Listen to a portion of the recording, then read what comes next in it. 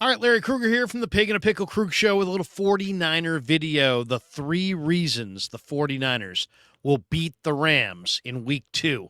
That's coming up next. But first, let's mention Pig and a Pickle. 2 locations, Emeryville and Corte Madera. They're open 7 days a week in both spots from 11 a.m. till 8 p.m. or until they run out. Pig and a Pickle, the best barbecue in all of Northern California. It's all great, but get the brisket chili. Say hi to Damon, say hi to Mary.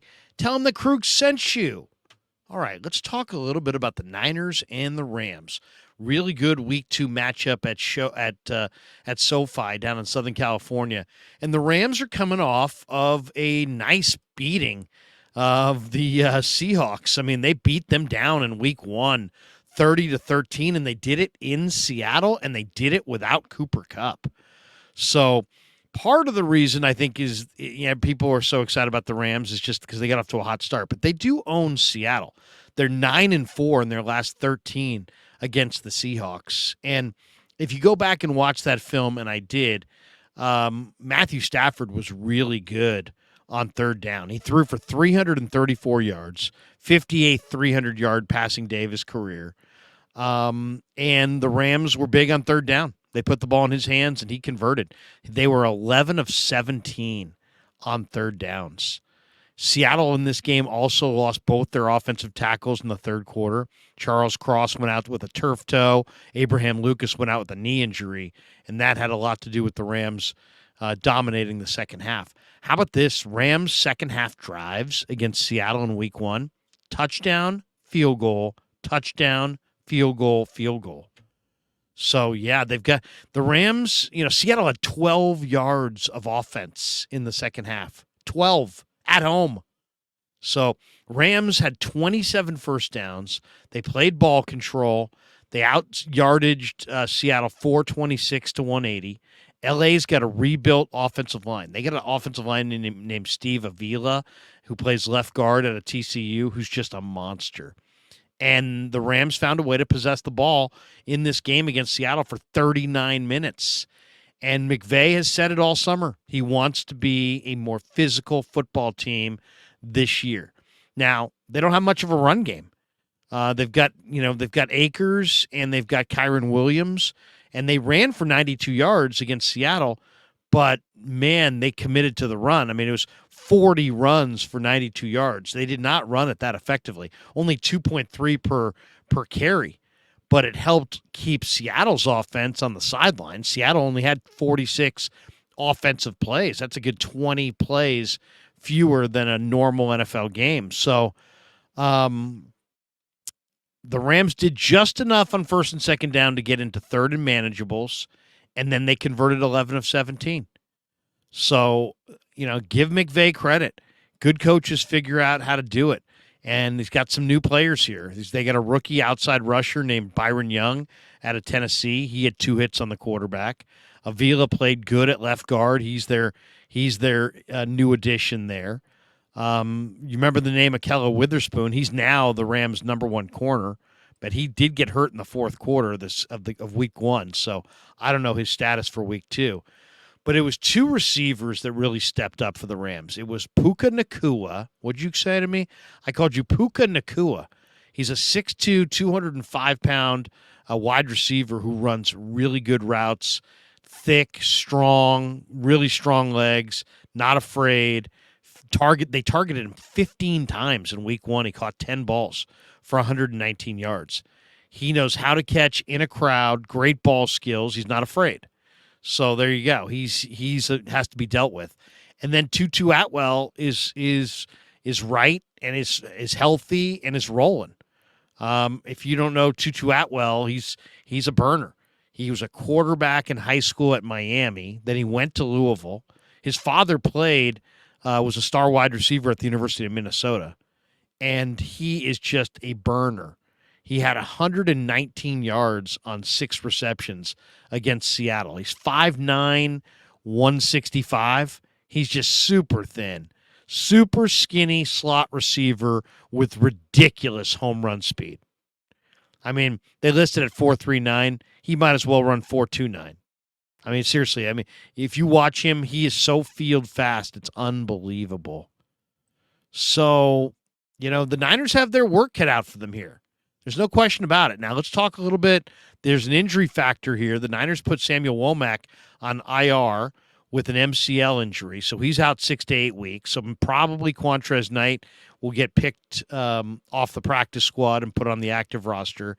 Womack got hurt Wednesday on the final play of practice. He's not going to need surgery, but he's probably going to miss, a month and a half to 2 months. So that hurts. They lose another corner there. They've got Shamar Jean-Charles, Quantrez Knight, and Trey Swilling on the practice squad. They do have Darrell Luter Jr. on the PUP list, but the talk was that he was going to stay there until week 5 or week 6. But the other big injury question, and I like the Niners to beat the Rams. I think the Niners are a much better team than Seattle. It was interesting watching the Rams defensively with Raheem Morris and how they approached defending Geno Smith. They dropped 8 into coverage on some third downs and made Geno show that he could be accurate, and Geno looked flummoxed by it. I mean, they rushed 4 most of the day and dropped 7, but there were many situations where they rushed 3 and dropped 8 and kind of created a situation where they're almost daring Geno to show how accurate he could be, and he just looked really bothered by that. But there's 3 reasons I really like the Niners to win this game. One is Puka Nacua is questionable for this game. He's got an oblique injury. And so that part we don't know. We don't know exactly, when how much he's going to play. That's really a question. Nacua was limited in practice on Friday, and he's listed as questionable. McVay said he expects they're going to give him a go. He's going to give it a go. He says, we're being smart with him. You guys saw what a physical performance he had last week. He's been involved in every part of it. We just wanted to make sure we're doing everything we can to get him feeling as good as possible by Sunday. He did not practice on Thursday, and the Rams are off on Saturday. So he's got an oblique injury, and we'll see. If they don't use him, they got Van Jefferson and Tutu Atwell as the top targets. But, the 49ers finished 4th best, and as far as coverage grade, and 5th best as far as pass rush in 2022, according to Pro Football Focus. So last week they held the Steelers, who I think probably even have a better all-around offense than the Rams, to 198 net passing yards, and the Niners blew them out 30-7. So Nacua, though, was awesome this last week. 10 catches, 119 yards, and, he looks like he's going to have, a huge career. He really does. ESPN Stats and Info said that his efforts Sunday, he was only the 4th player in NFL history to have 10 or more receptions while also recording 100-plus receiving yards in their first career game. The only other guys who did that, Kiki Kuti in 2018, Anquan Bolden in 2003, Sid Blanks in 1964. So there's no question Nacua is real. But one of the main reasons I like the Niners to win this game is I don't think Nacua is 100%. And the Niners are very, very physical. And this guy's not 100%, and he's, in his second start. And last week he was free and easy. And this week here comes a more physical secondary. So I like the Niners to win for 3 reasons. One of them is I think the Rams are a team that is very, very thin. And you take away, Puka Nacua, believe it or not, and it's Ben Skoranek and Van Jefferson, and I just don't think. I think it's a major step down. I think the Rams will he won't be 100%, so that's one. 2, I like Brock Purdy to complete a high percentage of his passes and to rip up the Rams secondary in the pass game. I think CMC and Debo and Ayuk are 3 guys absolutely primed for career years. And if you look at that Rams secondary, this is their starting secondary. Ahkello Witherspoon at left corner, Darion Kendrick, the former Georgia kid, who's tenacious, and he'll fight you, but he doesn't have great foot speed. He's their right corner. And then the nickel is Kobe Durant. He was a 4th-round pick. He's all right. Russ Yeast and Jordan Fuller are their safeties. I don't think it's a great secondary. I really do. Don't. Duke Shelley was cut by the Raiders. The Rams picked him right up. I don't think they get good depth on the corner. I just think the Niner receivers, especially the way they're going right now, with Debo looking prime. Debo owns the Rams. He has big game after big game, and Ayuk's on a trajectory for just a monster career year, and CMC is healthy right now and rolling. I think those guys in the passing game are going to be absolutely huge. So that would be reason number 2. Reason number 3, I think the 49ers are going to win this game, is the Niner D-line. The one thing that, we didn't see all summer, and so we're not really used to talking about it, but, man, when you can put Javon Hargrave and Nick Bosa and Eric Armstead on one line, man, that fourth guy's going to get one-on-ones all day. And if you give Drake Jackson one-on-ones all day, you saw he's got a motor. He knows how to play. He's in great shape. He had 3 sacks last week. I think the 49er defensive line is going to overwhelm the Rams. I think they're going to shut down Kyren Williams and Cam Akers on first and second down. I think you're going to see the Rams in a few more third and medium to third and long situations.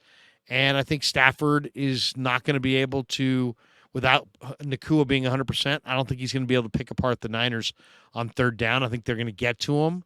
I think the Niner front with Hargrave and Bosa and Jackson and Armstead is going to rule the day. And the combination of 49ers score points on offense, the game is going to become more one-sided. The Niners D-line is going to win on defense.